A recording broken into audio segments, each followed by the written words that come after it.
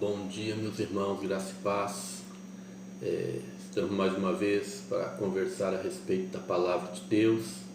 Eu quero convidar os irmãos nesta hora a abrir suas Bíblias em 2 Timóteo, capítulo de número 4, e nós vamos pensar um pouquinho a respeito de um método apresentado pelo apóstolo Paulo, uma estratégia que a igreja deve usar, em todos os momentos, sejam eles bons, sejam eles ruins, sejam tempos de prosperidade, sejam tempos de crise. Nos diz assim a palavra do nosso Deus: conjuro-te perante Deus e Cristo Jesus, que há de julgar vivos e mortos, pela sua manifestação e pelo seu reino. Prega a palavra, insta, quer seja oportuno, quer não. Corrige, repreende, exorta com toda longanimidade e doutrina. Pois haverá tempo em que não suportarão a sã doutrina. Pelo contrário, cercar-se-ão de mestres segundo as suas próprias cobiças, como que sentindo coceira nos ouvidos, e se recusarão a dar ouvidos à verdade, entregando-se a fábulas. Então este texto ele nos chama a atenção a respeito de um método que o apóstolo Paulo instrui Timóteo a usar. É uma instrução magnífica, que é dada a Timóteo, no que diz respeito à forma com que ele deveria trabalhar. Quando o apóstolo Paulo diz a Timóteo que ele deveria pregar a palavra, o apóstolo Paulo está usando a figura de um personagem ou de uma função do mundo antigo, que é o arauto, que é aquele mensageiro que tinha a responsabilidade de tornar pública a vontade do seu superior, a vontade do seu senhor. Então todos deviam dar ouvidos e cumprir aquilo que era pregado pelo arauto, pelo mensageiro. Então o apóstolo Paulo chama a atenção de Timóteo em relação a isso, e também a nossa atenção a respeito deste método, que eu diria que seria um método eficaz em todos os tempos. E quando nós olhamos para o momento que nós estamos atravessando, que é um momento de crise, são tempos propícios para nós anunciarmos o Evangelho, são tempos propícios para nós apresentarmos a Cristo. Observe que o texto vai dizer que Cristo deve ser pregado a tempo e fora de tempo. Então, nesse momento que estamos vivendo, qual é o método que nós devemos usar? É o método TFT, tempo fora de tempo. Cristo deve ser pregado em tempo e fora de tempo. Por quê? Porque nos tempos mais difíceis é que as pessoas se tornam mais abertas ao Evangelho.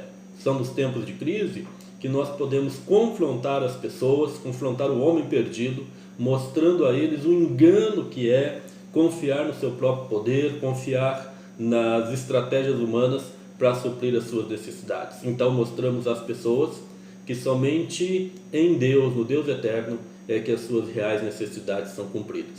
Hudson Taylor, missionário que trabalhou na China no século XIX durante 51 anos, fundador da missão para o interior da China, este homem enviou mais de 800 missionários num tempo muito difícil, onde os missionários preferiam ficar só na região costeira. Fundou 125 escolas, viu milhares de conversões, na maior nação do mundo. Hudson Taylor ele usou a seguinte frase: a obra de Deus começa difícil, torna-se impossível e então é feita. Essa frase ela tem um significado muito grande, ela é fruto da experiência desafiadora, e ela tem um significado muito especial para o momento que nós estamos vivendo. Eu tenho escutado muitas perguntas do tipo: qual será o futuro do nosso país? Poderíamos também perguntar: qual será o futuro da igreja? Qual será o futuro da obra missionária? Será que esse momento de crise econômica que nós estamos vivendo vai impedir o avanço da igreja do Senhor Jesus? Como será a igreja no novo normal? Será a obra de Deus interrompida por falta de recursos humanos e financeiros? Eu digo uma coisa para os irmãos: relacionado à igreja, não ao nosso país. Relacionado à igreja, eu digo que absolutamente não. A igreja, ela vai continuar a obra do Senhor, ela não vai sofrer alteração, pelo contrário. Eu vejo que a igreja está sendo grandemente abençoada nesses tempos de dificuldade, a igreja está abençoando. Ageu, e também o Salmo de número 24, o profeta Ageu vai dizer que a terra, ou melhor, que o ouro e a prata pertencem ao Senhor. Salmista, Salmo 24, vai nos dizer que a terra e a sua plenitude pertencem ao Senhor.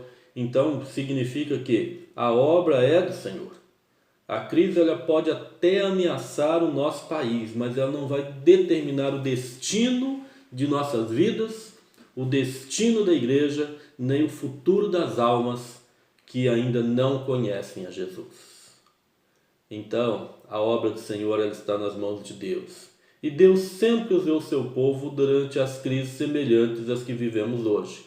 Eu vou fazer aqui algumas citações, algumas referências, e isso é fruto da leitura de um livro de John Piper, mas que eu julgo ser importante.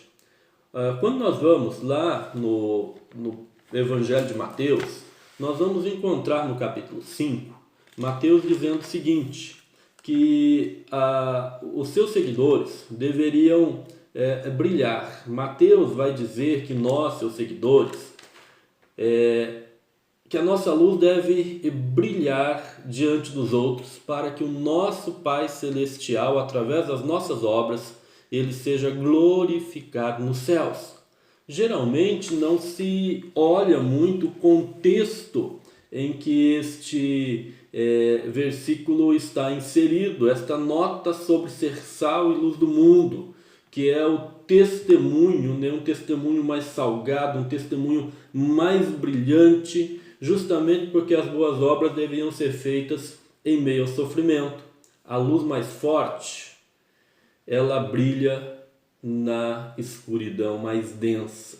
A luz, ela tem um poder maior, né, de refletir o seu brilho nas trevas mais densas.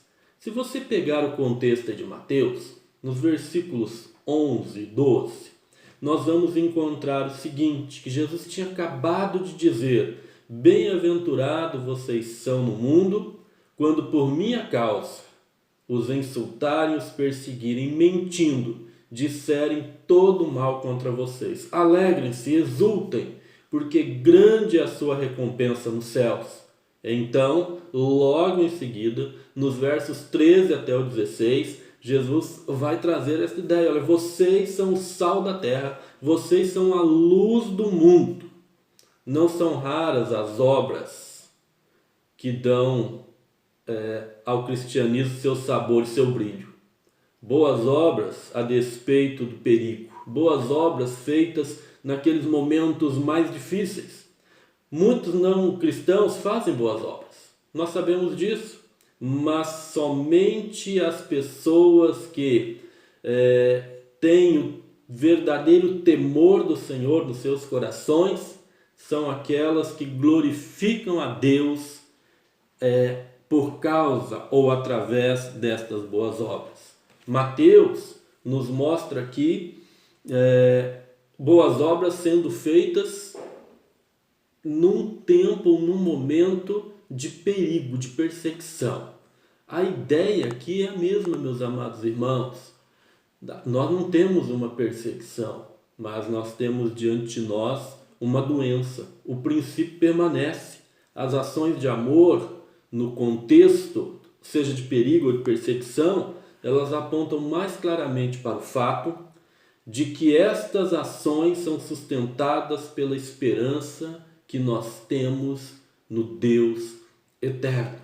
Então, fazendo ou sendo agentes de boas obras, Cristo vai ser exaltado através desta nossa ação de bondade ousada, através das nossas atitudes de amor ao próximo.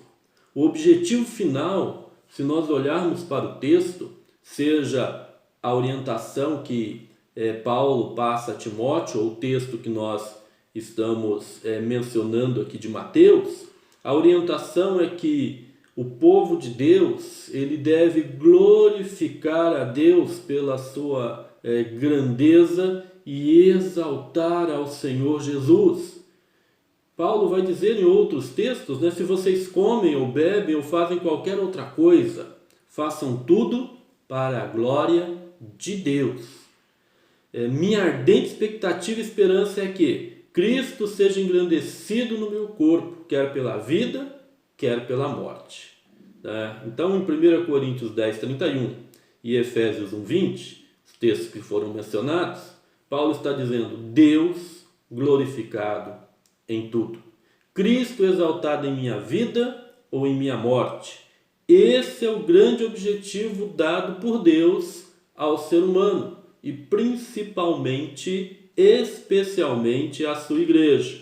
Portanto, um dos propósitos de Deus, dentro de toda esta crise que nós estamos vivendo, de tanto sofrimento que nós estamos vendo no mundo, é que o seu povo mate a autopiedade e o medo e se dedique às boas obras, mesmo diante de um perigo iminente. Os cristãos se inclinam para a necessidade, não para o conforto, em direção ao amor, não à segurança. É assim que o nosso Salvador é. Foi por isso que ele morreu. E ao olharmos para a história da igreja, seja da igreja primitiva ou da igreja moderna, nós vemos que a igreja sempre agiu de maneira que o nome do Senhor fosse glorificado, independente da crise, independente do tempo, independente da situação. A igreja sempre usou o método, TFT, tempo e fora de tempo. Cristo deve ser pregado. O exemplo da igreja primitiva é algo que nos chama a atenção. Nos primeiros séculos da era cristã, fora da igreja, seja no âmbito cultural ou religioso, a misericórdia e o sofrimento eram vistos como algo, um símbolo de fraqueza. Rodney Stark, ele escreveu o seguinte: não havia uma crença de que os deuses se importavam com os assuntos humanos e a misericórdia era vista como um defeito de caráter e a pena como uma emoção patológica, porque a misericórdia envolve fornecer ajuda ou alívio imerecidos. É contrária à justiça. Nos primeiros tempos da igreja, nos primeiros séculos, a igreja foi atingida com duas grandes pragas. Atingiu não somente a igreja, deixa eu colocar bem claro aqui. Atingiu o Império Romano e a igreja, consequentemente, foi atingida também. Em 165, houve a grande praga ou a peste antonina, que atingiu todo o Império Romano, durante o reinado do imperador Marco Aurélio. Segundo o historiador romano Dion Cássio, a peste matou 1/3 da população de todo o Império, cerca de 5 milhões de pessoas. Os cristãos, o mesmo historiador, vai dizer que zelavam pelos doentes nas ruas, oferecendo cuidado físico e espiritual em obediência às ordens do seu líder. Não existe maior amor do que este, de alguém dar a própria vida por causa dos seus amigos. João 15, 13. O resultado desta ação da igreja foi que o cristianismo tornou-se cada vez mais simpático e bem visto no império por onde ele era pregado. Lembrando ainda aos irmãos que neste período, nesta época, a igreja era perseguida e os cristãos executados nas arenas por causa da sua fé. Mas mesmo assim, eles usam o método, eles pregam a Cristo a tempo e fora de tempo.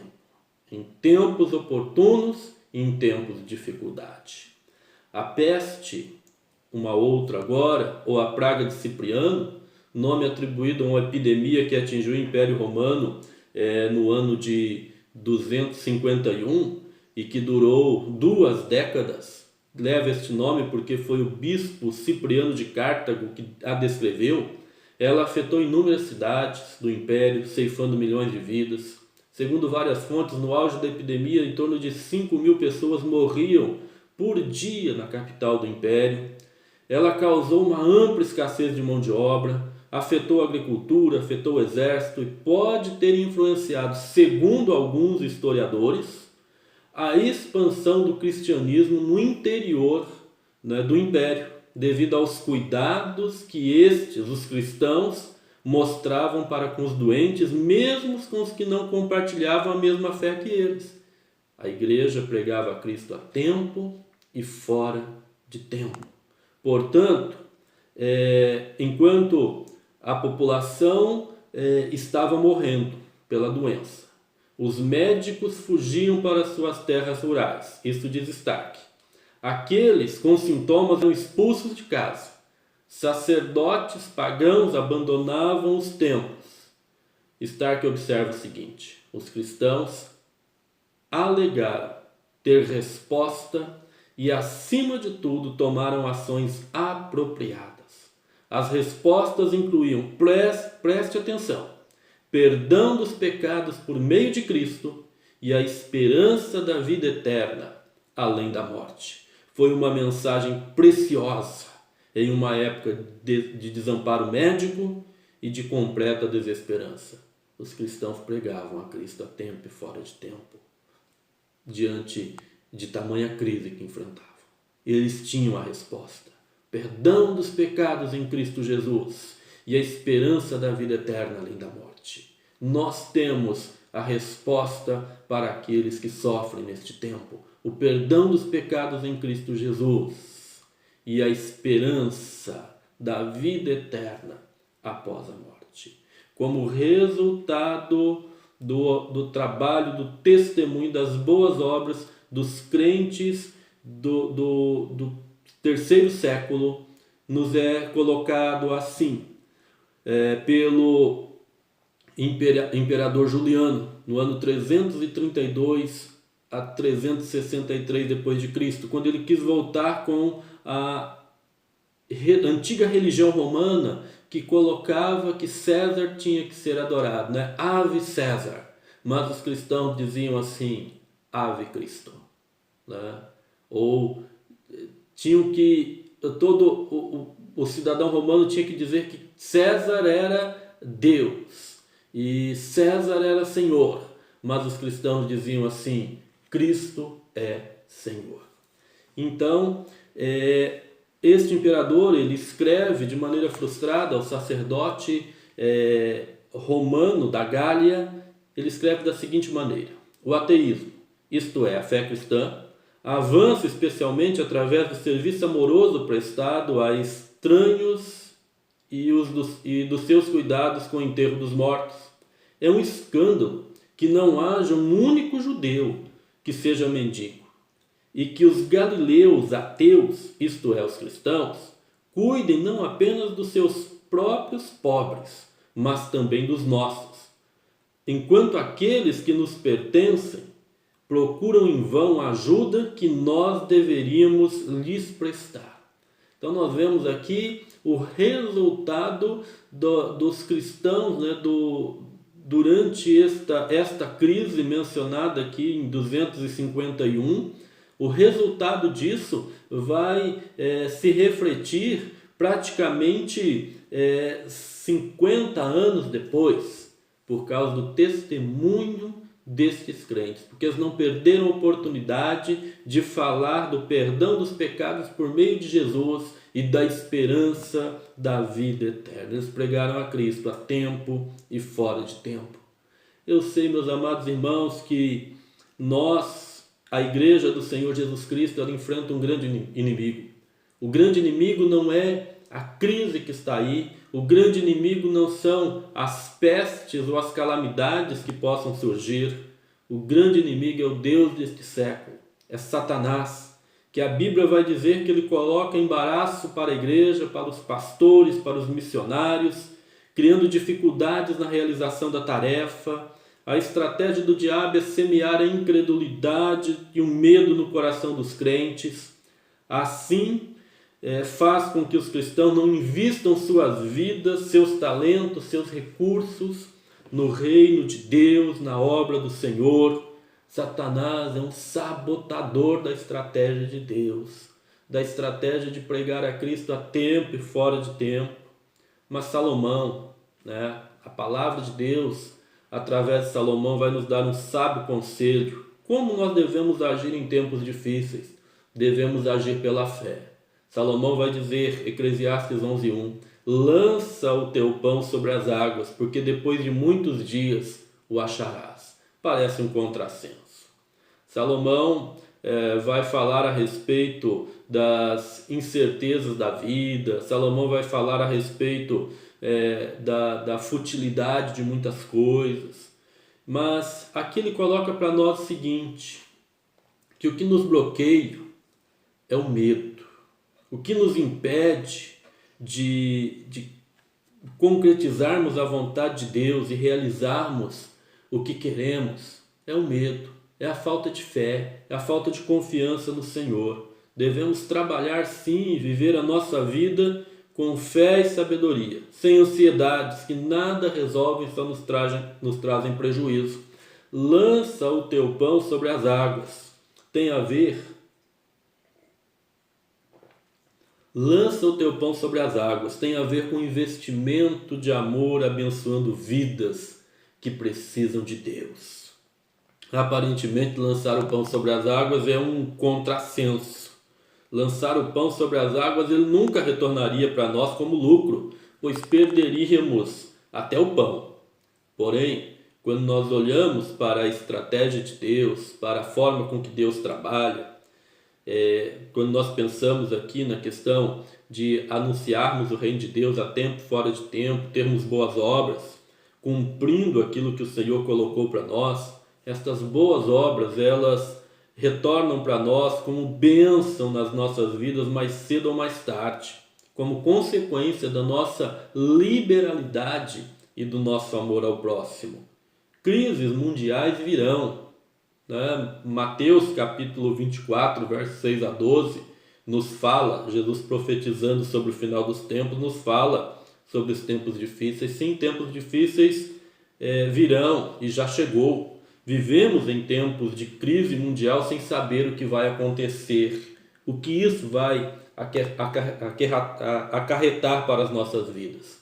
Em tempos de crise, as pessoas se abrem mais para toda a solução que lhes é ofertada. Desesperam-se facilmente, perdem a alegria de viver.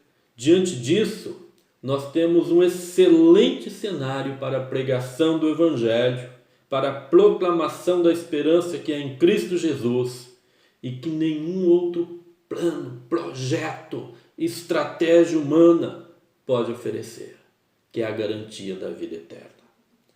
Porém, o desafio para nós é simples. Faça dessa crise uma oportunidade de servir a Deus e ao próximo. Ame ao seu próximo, levando as boas novas do reino de Deus a todos que estão à sua volta.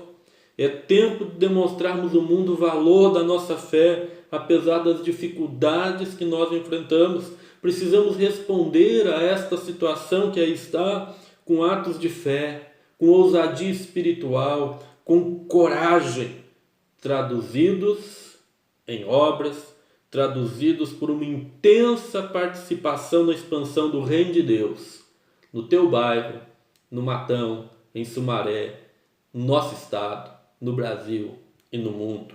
Deus tem sua obra a fazer. Muito disso ele faz em secreto.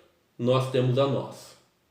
Se confiarmos nele e obedecermos a sua palavra, ele fará com que a sua soberania e o nosso serviço cumpram seus sábios e bons propósitos.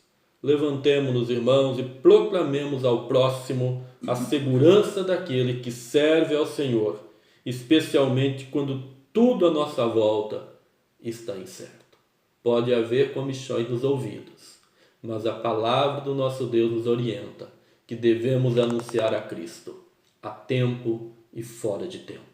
Que você seja um instrumento usado por Deus para que a mensagem do Evangelho chegue a corações aflitos e que vidas, através da tua vida, sejam transformadas. Que Deus te abençoe. Que este dia seja vivido na presença do Senhor e para a glória dele. Em nome do Senhor Jesus. Amém.